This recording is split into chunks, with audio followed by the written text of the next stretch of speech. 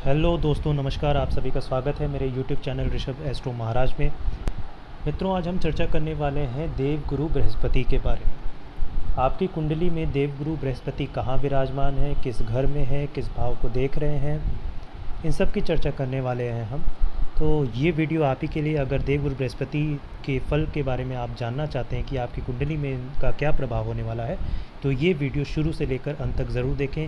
हाँ, पहले भाग में मैं चर्चा करने वाला हूँ पहले भाव से लेकर चौथे भाव यानी फर्स्ट हाउस से लेकर फोर्थ हाउस तक की। इसके आगे सिलसिलेवार में वीडियो डालूँगा जिसमें कि हम आगे के भावों की भी चर्चा करने वाले हैं। तो दोस्तों, यहाँ पे देखिए, अगर लग्न में यानी आपके फर्स्ट हाउस में देवगुरु बृहस्पति विराजमान है तो ये क्या फल प्रदान करने वाले होंगे। पहले भाव यानी लग्न में गुरु श्रेष्ठ फल ही प्रदान करने वाले होते हैं। आपका रूप कद काठी आकर्षक होगी। अगर यहाँ पे बैठा बृहस्पति आठवें भाव से कहीं संबंध बना लेता है, मतलब कि अगर यहाँ आठवें घर का स्वामी होकर लग्न में बैठा हो या किसी भी प्रकार से आठवें भाव से इसका संबंध बन रहा है, तो ये आपकी आयु के लिए बहुत उत्तम होता है। और ये देवगुरु बृहस्पति यहाँ लग्न में बैठ के आपको सरकारी पद पे जो लोग बैठे होते हैं, उच्च पद पे आसीन जो लोग होते हैं, सरकार पे बैठे होते हैं, एडमिनिस्ट्रेशन में होते हैं, उनसे बहुत लाभ दिलवाता है। आपका जो चरित्र होगा बहुत ही उत्तम होगा। आप अपने गुरुजन का, अपने टीचर्स का, अपने बड़ों का बहुत आदर करने वाले होंगे। आपके रूप रंग की, आपके नेचर की, आपकी जितनी भी कला है आप में, यहाँ पे टीचिंग को लेकर मैं ये साफ कहना चाहता हूँ कि यहाँ पे बैठा व्यक्ति एक बहुत ही अच्छा टीचर हो सकता है। तो यहाँ पे बैठा बृहस्पति आपकी आयु को भी बढ़ाता है, आपके कद काठी, आपके चरित्र को भी उत्तम बनाता है।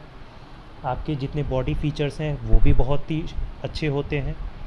और ओवरऑल यहाँ पे बृहस्पति बहुत ही अच्छा लाभ और प्रदान करने वाले होते हैं। अगर बात करें दोस्तों दृष्टि की, तो यहाँ पे बैठे देवगुरु बृहस्पति दृष्टि डालेंगे पाँचवें भाव पे, सातवें भाव पे और नौवें भाव पे।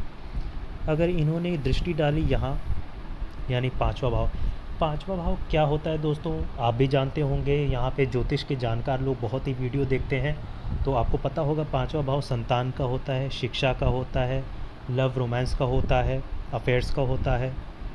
तो अगर देवगुरु बृहस्पति ने पाँचवीं दृष्टि पाँचवें भाव पे डाली लग्न में बैठकर, तो ये आपकी शिक्षा को बहुत ही अच्छा बना देते हैं। उच्च शिक्षा प्राप्त करने वाले आप होंगे। आपकी संतान आपके बातों को मानने वाली होगी। बहुत ही श्रेष्ठ और उत्तम संतान को आपको प्राप्त होगी। और जितनी आपके लव रोमांस हैं, आपके लव रिलेटेड जितने भी आपके इश्यूज़ हैं, अगर होंगे भी तो वो सॉर्ट आउट हो जाएंगे, उसमें कोई चिंता करने वाली बात नहीं होगी। दोस्तों, यहाँ से बैठे देवगुरु बृहस्पति अपनी सातवीं दृष्टि डालेंगे सप्तम भाव। सप्तम भाव होता है दोस्तों आपकी पार्टनर का, लाइफ पार्टनर का। यानी अगर आप मेल हैं तो आपके वाइफ का होगा, और अगर आप फीमेल हैं तो आपके हस्बैंड का होगा। तो देवगुरु बृहस्पति यहाँ से बैठ के सप्तम भाव पे दृष्टि डालेंगे तो वैवाहिक जीवन को बहुत ही उत्तम बना देते हैं।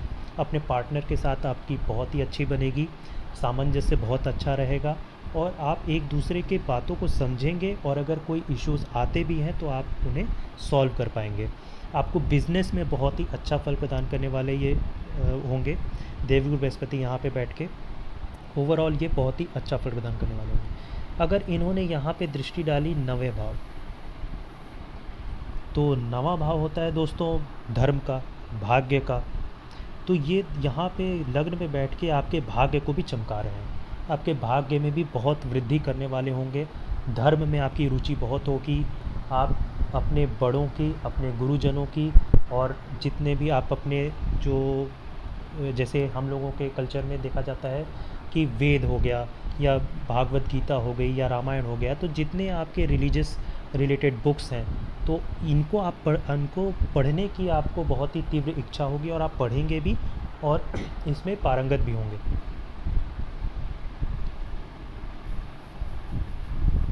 तो आइए दोस्तों चर्चा करते हैं। अगर देवगुरु बृहस्पति आपके सेकंड हाउस यानी यहाँ पे विराजमान हुए तो क्या फल प्रदान करने वाले होंगे। दोस्तों, ये जैसा जानते हैं कि ये वाणी का भाव होता है, धन का भाव होता है, कुटुंब यानी परिवार का भाव होता है। तो यहाँ आपके वाणी को ये देवगुरु बृहस्पति अत्यंत प्रभावी बना देंगे। किसी को भी सम्मोहित कर देने वाली वाणी होगी आपकी।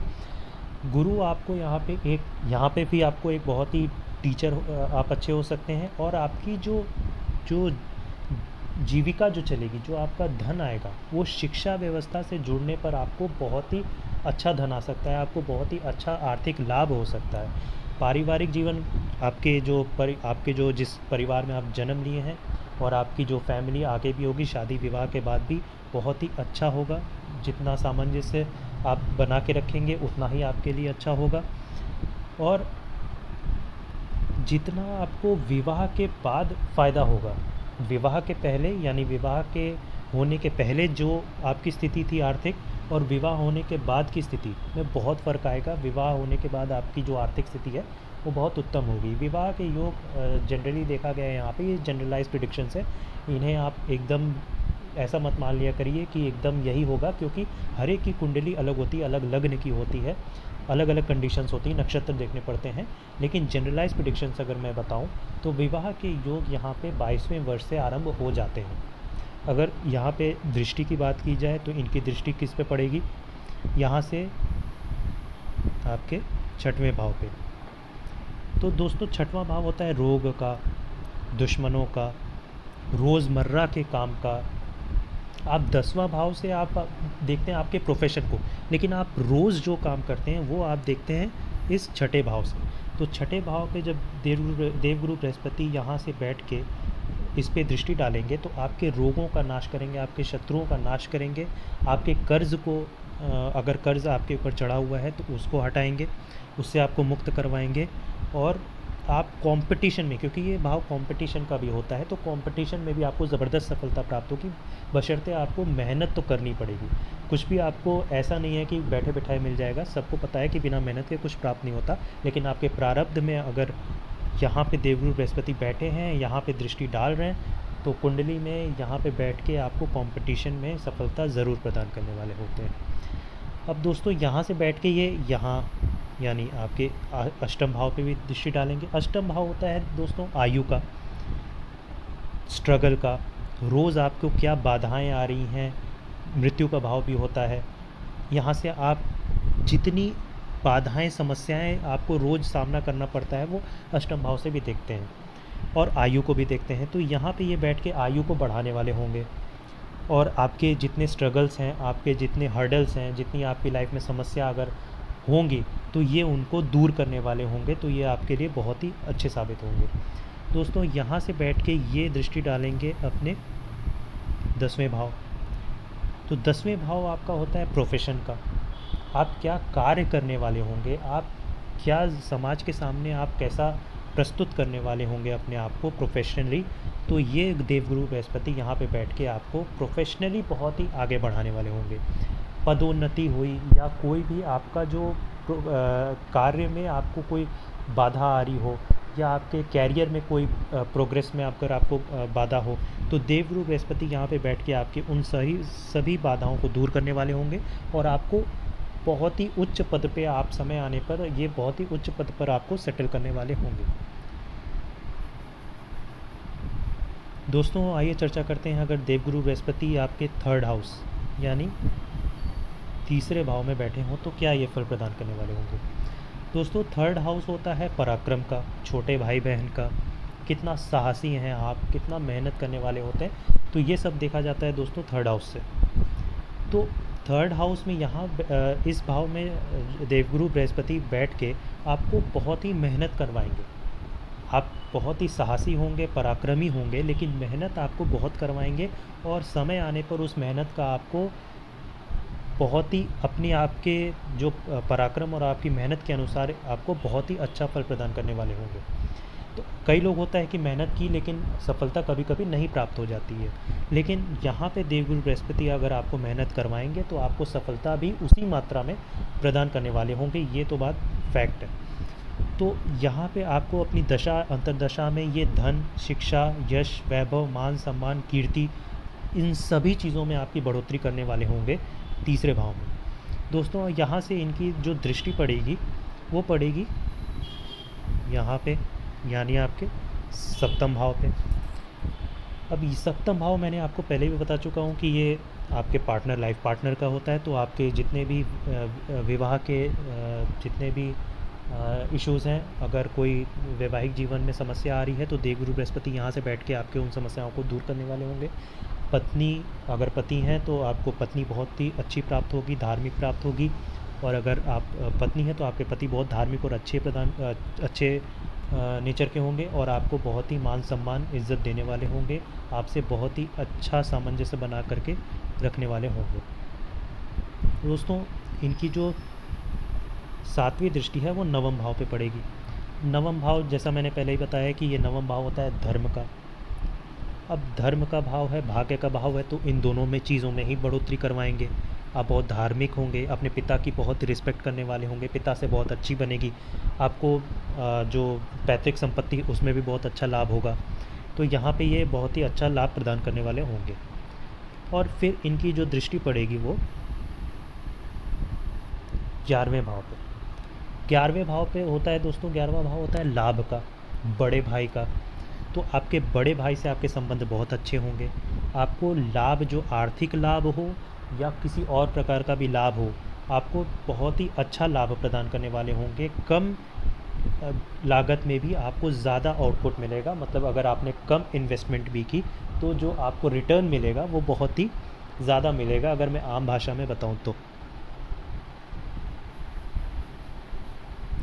दोस्तों, अगर देवगुरु बृहस्पति आपके 4th हाउस यानी यहाँ विराजमान हुए तो कैसा फल प्रदान करने वाले होंगे। दोस्तों, चौथा घर होता है सुख का, साधन का, आपकी माता का, तो और ज़मीन का। तो यहाँ पे देवगुरु बृहस्पति अगर बैठेंगे तो भौतिक जगत से संबंधित सारे सुख के साधन के आप स्वामी होंगे। अपना घर, ज़मीन, जायदाद, गाड़ी सब होगा आपके पास। माता से आप बहुत अच्छा व्यवहार रखने वाले होंगे, उनकी बहुत रिस्पेक्ट करेंगे, वो भी आपको बहुत ही अच्छा आपसे उनका व्यवहार रहेगा, उसमें कोई दिक्कत वाली बात नहीं होगी। आपको जितने भी सुख साधन हैं वो आपको इस जीवन में आप उसको प्राप्त करके रहेंगे। यहाँ पे एक चीज़ मैं बताना चाहता हूँ कि माता को आपके लीवर से संबंधित रोग होने के चांसेस हैं, तो उनके स्वास्थ्य का खास ख्याल रखिए। उनको लीवर से जुड़ी समस्या, इंटेस्टाइन से जुड़ी समस्या या स्टमक रिलेटेड प्रॉब्लम्स हो सकती हैं। ये ज़रूरी नहीं कि हो ही, लेकिन ये जनरलाइज प्रेडिक्शंस में बता रहा हूँ कि हो सकता है कि आपके माता को यहाँ पे लीवर से संबंधित रोग या स्टमक से रिलेटेड इश्यूज़, इंटेस्टाइन से रिलेटेड इश्यूज़ हो सकते हैं। अगर इनकी दृष्टि की बात कर ली जाए दोस्तों, तो ये बैठे हैं चौथे भाव में। अब इनकी दृष्टि 5वीं पड़ेगी अष्टम भाव पे। अष्टम भाव होता है आयु का, मृत्यु का, स्ट्रगल का।